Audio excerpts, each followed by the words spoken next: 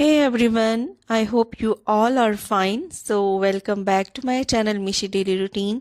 तो हमेशा की तरह आज की वीडियो में भी आपके लिए home related tips and tricks लेके आई हूँ जो मेरे लिए तो बहुत ही ज़बरदस्त तरीके से वर्कआउट करते हैं और मैं उम्मीद करती हूँ कि आपके लिए भी इसी तरीके से वर्कआउट करेंगे। तो चलिए स्टार्ट करते हैं आज की इस वीडियो को।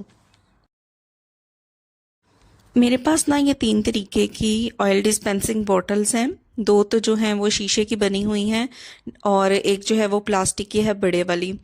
तो इनको ना मुझे फिल करना था और साथ ही जिस बास्केट के अंदर मैं इनको प्लेस करती हूँ उसकी कंडीशन भी आप देख सकते हैं कि कितना ज़्यादा ऑयल जो है वो इसके ऊपर फैला हुआ है। अच्छा, इनको मुझे फिल आउट भी करना था और क्लीन भी करना था। तो इनको फिल करने के लिए ना सबसे पहले मैं इस तरीके का ना एक पॉली बैग ले लेती हूँ, जिससे जो आपका जो काउंटर टॉप है ना वो बिल्कुल भी मैसी नहीं होता। और इन सारी बॉटल्स को मैं फिलअप करूँगी इसी पॉली बैग के ऊपर रख के। तो सबसे पहले तो ये जो शीशे वाली बॉटल्स हैं डिस्पेंसिंग बॉटल्स, इनकी जो ऊपर वाली नोज़ल है उनको मैं उतार दूंगी।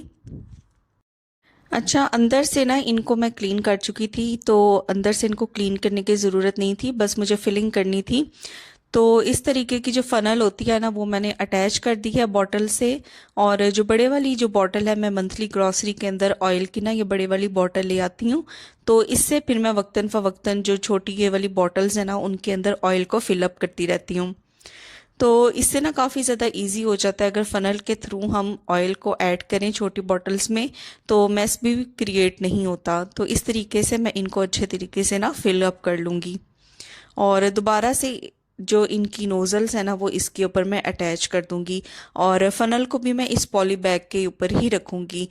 और यही समझ लें कि जो भी ऑयल ऐड करने का प्रोसेस है वो मैं इस पॉली बैग के ऊपर ही करूंगी, ताकि मुझे बाद में बहुत ज़्यादा क्लीनिंग ना करनी पड़े। और इसी तरीके से जो बड़े वाली ये ऑयल बॉटल है उसको भी मैं ऐसे ही फिलअप कर दूंगी।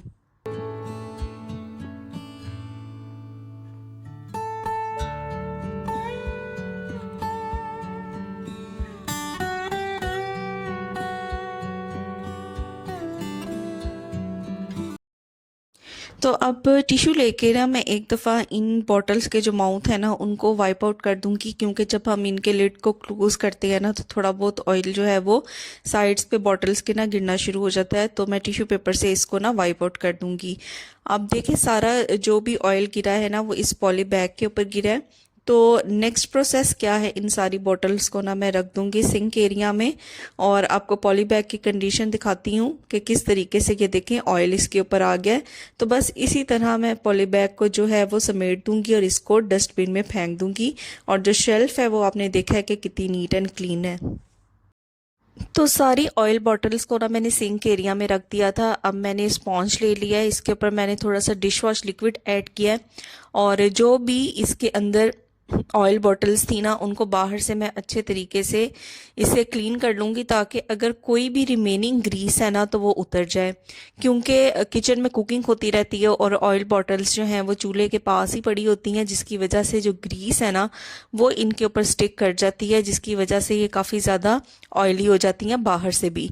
तो इस तरीके से जब भी मैं फिल आउट करती हूँ बॉटल्स को, ऑयल बॉटल्स को, तो फिलअप करने के बाद मैं इनको जो डिश वॉश लिक्विड है ना उससे अच्छे तरीके से क्लीन कर लेती हूँ, ताकि ये बिल्कुल भी ग्रीसी ना फील हो। तो एक एक करके ना सभी बॉटल्स को मैं अच्छे तरीके से क्लीन कर लूँगी और वॉश कर लूँगी और इनको साइड पे रख दूँगी ताकि ये ड्राई होती जाएं साथ साथ।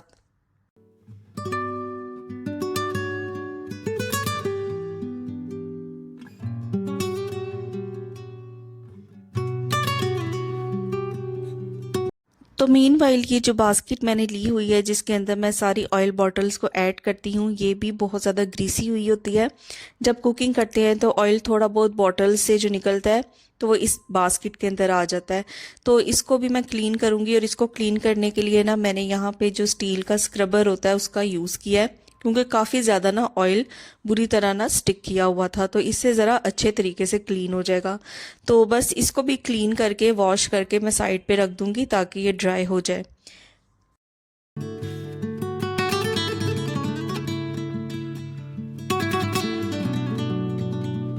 तो इन सारी चीज़ों को ना वॉश करने के बाद मैंने साइड पे रख दिया था ताकि जो मैक्सिमम पानी है ना वो ड्रेन हो जाए।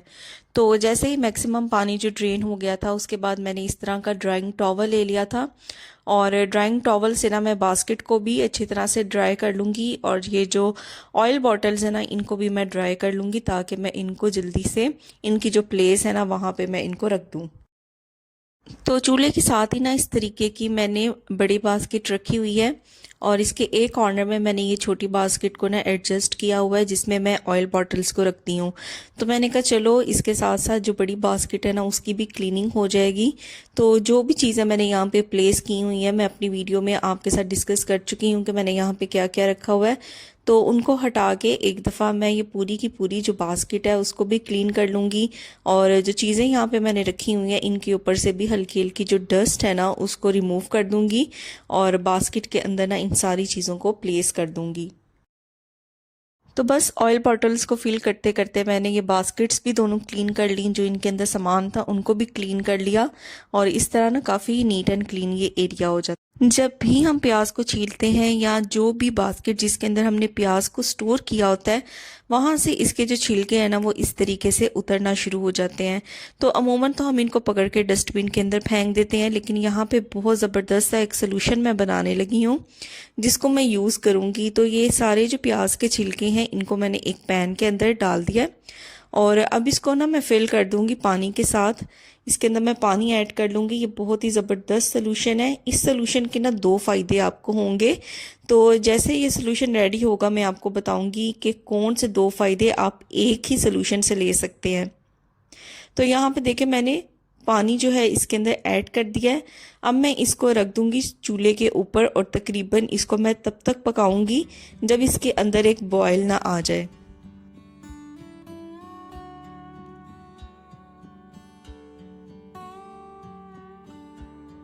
तो जैसे ही यहाँ पे एक बॉईल आया है ना तो यहाँ पे मैंने चूल्हे को ऑफ कर दिया है और अब इस पैन को ना मैं साइड पे रख दूँगी ताकि इसके अंदर जो पानी है ना जो सोल्यूशन है वो अच्छे तरह से कूल डाउन हो जाए।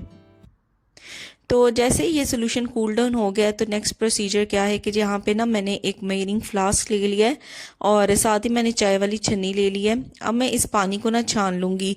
तो इस पानी को जब मैं छानूंगी तो आप इसका कलर नोट करेंगे कि इसका जो कलर है वो ऑरेंज पिंकिश पिंकिश हो जाएगा।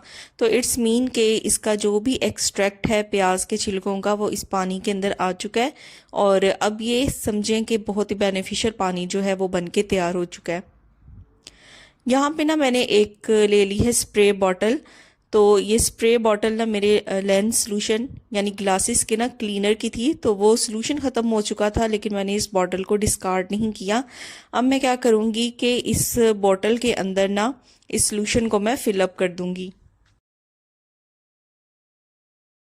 ये सोल्यूशन ना हमारे बालों की हेल्थ के लिए बहुत ज़्यादा इम्पॉर्टेंट है।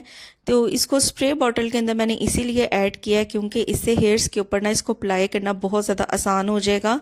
तो जब भी आपने हेयर वॉश करने हो तकरीबन 30 से 35 मिनट के लिए आप इस सोल्यूशन को अपने बालों में लगा के छोड़ दें। उसके बाद आप अपने बाल वॉश करेंगे ना तो यकीन करें आपके बाल बहुत ज़बरदस्त हो जाएंगे।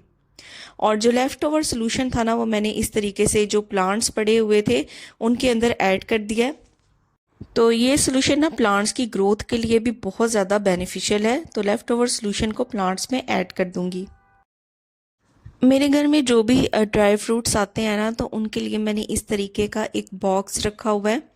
ये बहुत ज़बरदस्त एयर टाइट बॉक्स है और इसके अंदर जो भी ड्राई फ्रूट्स है ना उनको उनके पॉली बैग्स के अंदर ही मैंने रखा हुआ है और जब इनको ओपन कर लेती हूँ तो इनको इसी बॉक्स के अंदर रखती हूँ, जिसकी वजह से ये बिल्कुल भी इनके अंदर जो सिल है वो नहीं आती, नमी नहीं आती और बिल्कुल भी ये सॉगी नहीं होते।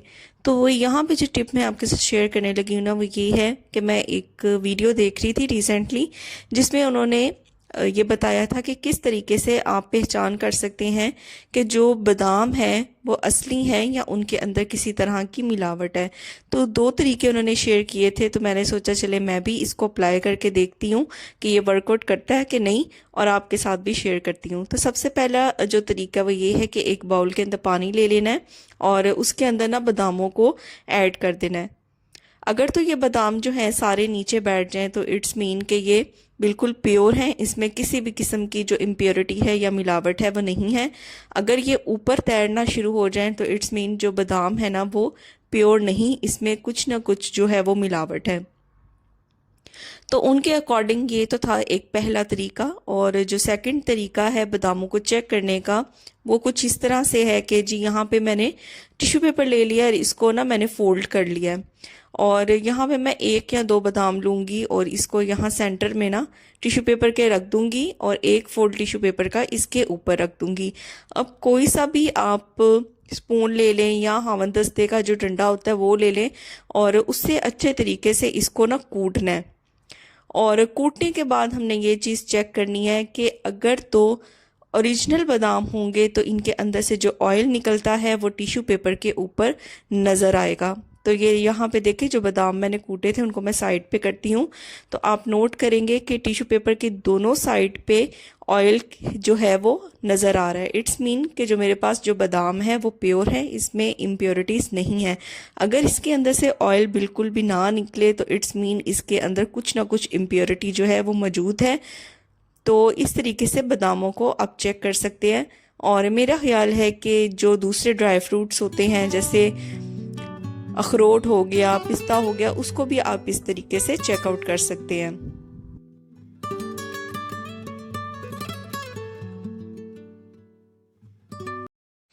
तो बस ये कुछ छोटी छोटी सी डेली हैबिट्स होती हैं जिनको होम मेकर फॉलो कर ले तो वो खुद अपने लिए भी टाइम निकाल सकती है और अपने घर के जो काम है ना उनको भी अच्छे तरीके से और प्रॉपरली परफॉर्म कर सकती हैं। तो मैं उम्मीद करती हूँ कि ये आज की वीडियो आपको बहुत पसंद आई होगी।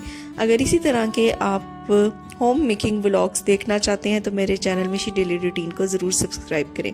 Till then take care, bye bye.